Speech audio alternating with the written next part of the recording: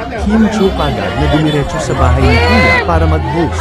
Iniga Kimchi!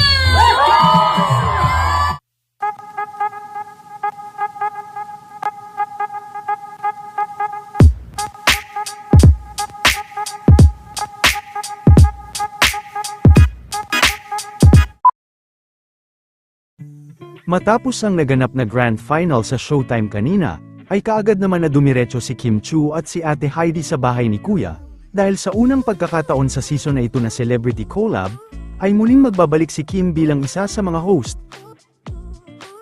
Ngayon din gaganapin ang eviction night sa bahay ni Kuya. Thank you!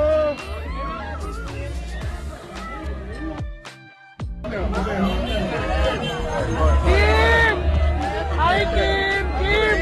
Kim! Kim! Si Ate Jay nandun! Kumakain.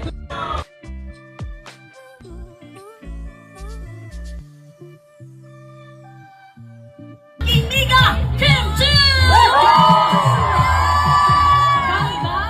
We miss you and we bring you belated happy birthday! Thank you so much! What's up now, bayan? Tamang kulitan naman ang bestie nito na si Darren at sila Ma'am Regine dahil nagpunta si Darren sa kanila. ABS, nawawala po yung cellphone ko.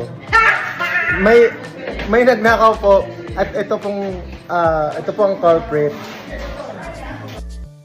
Nang ninakaw yung cellphone ko ni Regine Velasquez. Yes. Parang ako lang makakapagsabi nun. Yun po yung maganda. Ninakaw yung cellphone ni Regine Velasquez. Ninakaw ni Regine Velasquez Yung cellphone ko, okay.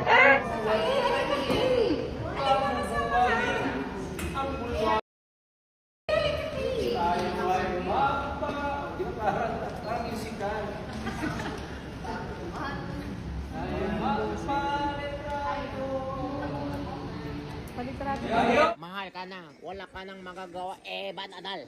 Eban Aban. Eban Adal. Eban, alam mo ba?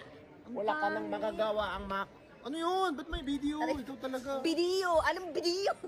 We find ways. Bakit may... Video! Ano yung video?